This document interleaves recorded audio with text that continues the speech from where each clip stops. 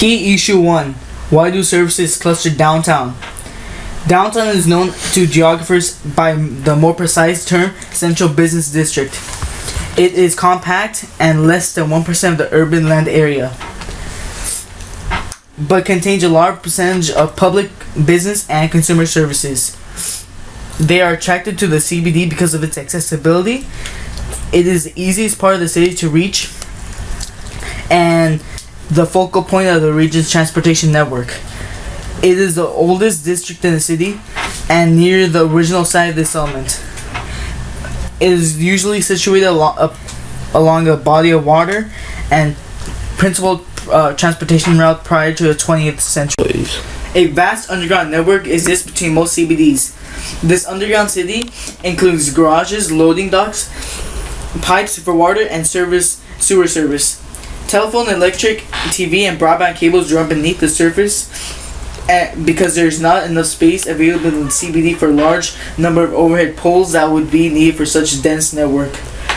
Minneapolis, Montreal, and Toronto have built extensive underground pedestrian passages and shops. These underground areas segregate pedestrians from motor vehicles and shield them from harsh winter weather. Skyscrapers are used because the CBD's demand for space has made high-rise construction economically feasible. The first skyscrapers built in Chicago in the 1800s, made possible by several inventions including the elevator, steel grinders, and glass structures because they blocked light and air movement.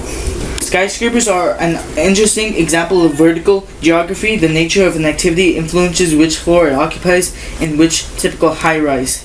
Retail services pay for high rents for street-level space to entice customers. Business services, less dependent on walk and trade, occupy offices on the middle levels at lower rent. Apartments on the upper floor take advantage of lower noise levels and panoramic views. One large U.S. CBD skyscraper is Washington, D.C., where no building is allowed to be higher than the U.S. Capitol dome. Most offices in downtown Washington rise no more than 13 stories. As a result, the typical Washington office building uses more horizontal space, land area, than in other cities. Thus, the city's CBD spreads over much wider area than those in comparable cities. The concentric zone model was the first model to explain the distribution of different social groups within urban areas. It was created in 1923 by sociologist E. W. Burgess. According to the concentric zone model, a city grows outward from the central area in a series of concentric rings like the growth rings of a tree. The precise size and width of the rings vary from one city to another, but the same basic types of rings appear in all cities in the same order. Back in the 1920s, Burgess identified 5 rings. CBD, the innermost ring where non-residential activities are concentrated.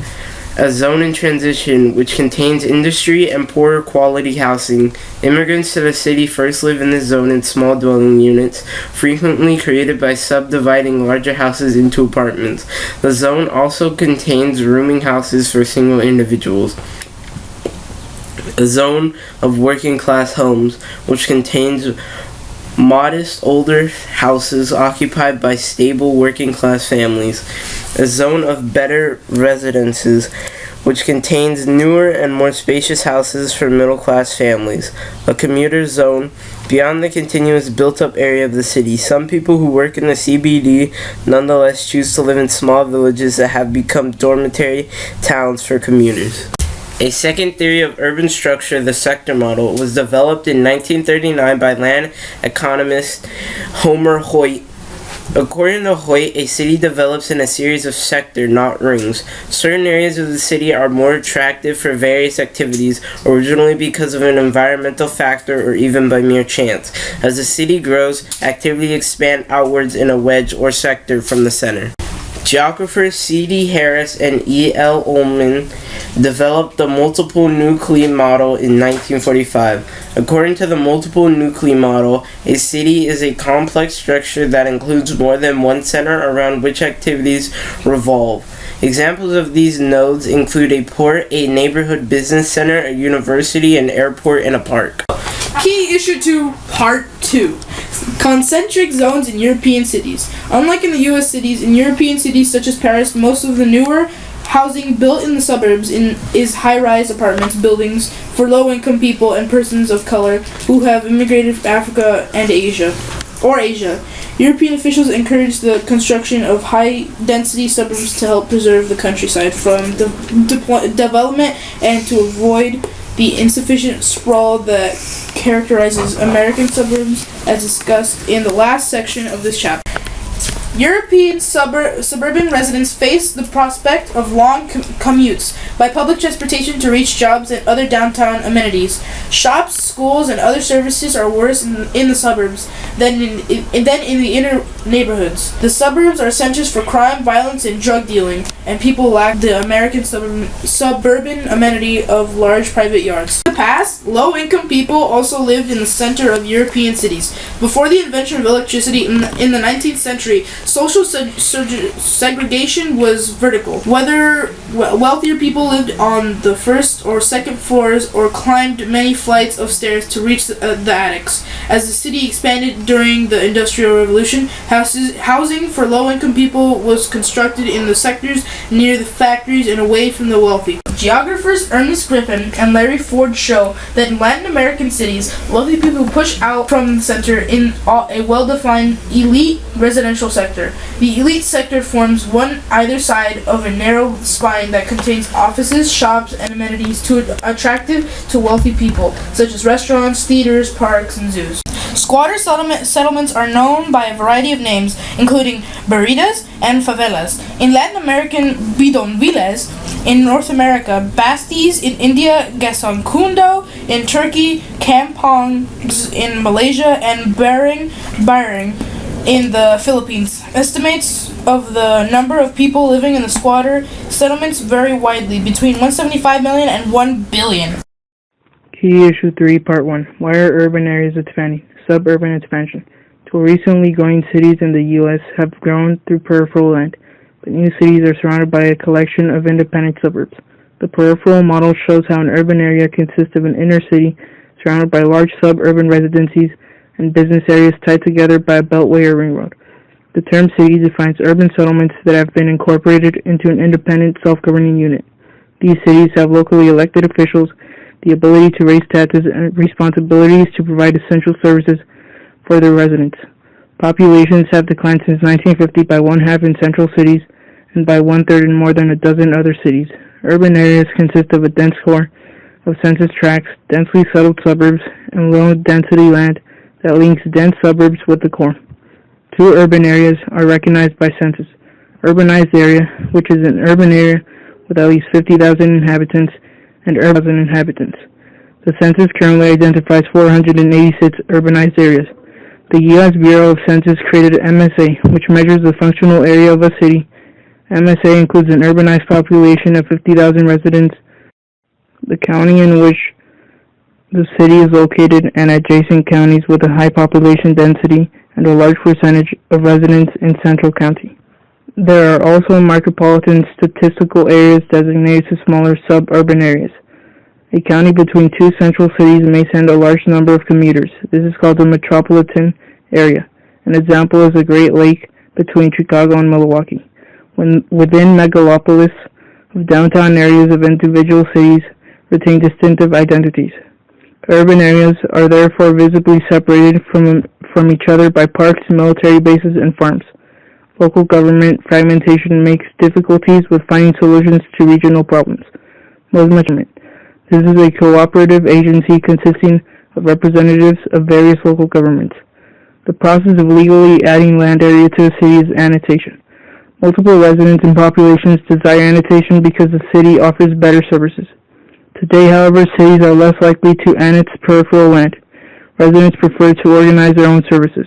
The density change in an urban area is called the density gradient. The density gradient states that the number of houses per unit of land diminishes as distance from the central city increases. Two changes have affected the density gradient in recent years: fewer people living in the center and fewer differences in density within urban areas. Sprawl is a progressive spread of development over the landscape. Sprawl can also be triggered by the desire of owning land from certain families.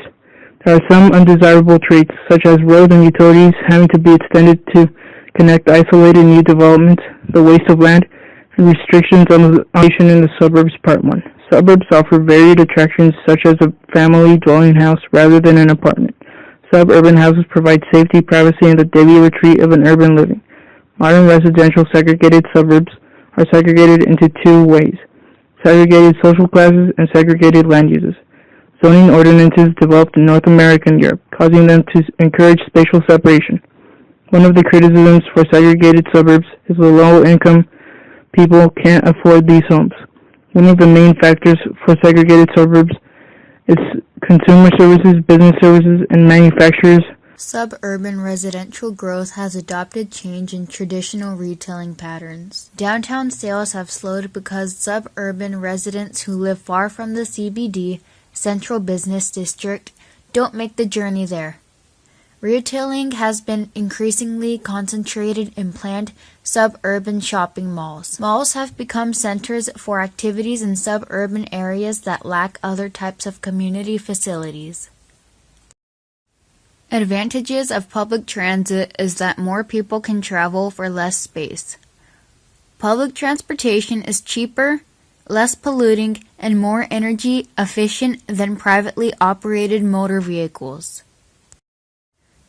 Suburban residents are dependent on motor vehicles to get to other places, whereas most cities offer forms of public transit which helps move large groups of people quicker. In the U.S., public transit is used primarily for rush hour commuting by workers into and out of the CBD.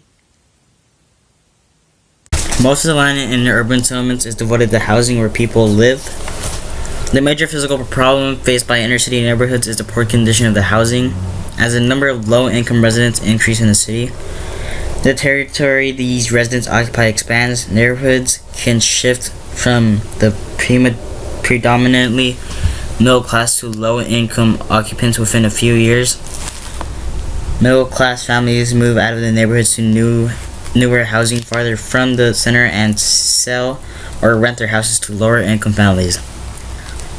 Large houses built by wealthy families in the 19th century are subdivided by absent landlords into smaller dwellings for low-income families. This process of subdivision of houses and occupancy by successive waves of lower-income people is known as filtering. Some banks have engaged in redlining, drawing lines on a map to identify areas in which they will refuse to loan money. As a result of redlining, families who try to fix up houses in the area have difficulty borrowing money, although redlining is illegal. During the mid-20th century, many substandard inner-city houses were demolished and replaced with public housing. In the U.S., public housing is reserved for low-income houses who must pay 30% of their income for rent. A housing authority established by the local government manages the building, and the federal government pays the cost of the construction and the maintenance, repair, and management that are not covered by rent. Underclass. Inner-city residents are frequently referred to as permanent underclass because they are trapped in an unending cycle of economic and social problems. Suffers from relatively higher rates of employment, alcoholism, drug addiction, illiteracy, juvenile delinquency, and crime. Children often attend deteriorated schools, and affordable housing is difficult to secure. They tend to ignore good learning habits, regular school attendance, and completion of homework, the tendencies needed to elevate oneself out of the underclass. Inner-class residents are trapped as a permanent underclass because they live in a culture of poverty.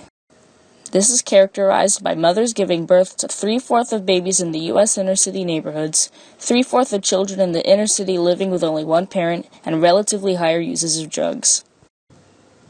Children often attend deteriorated schools, and affordable housing is difficult to secure. Cities have two choices to close the gap between the cost of operating public services and the funding made available by taxing. Urban economic challenges include the impact of the recession. When borrowers cease paying their mortgages, leaders can take over the property in what is called foreclosure.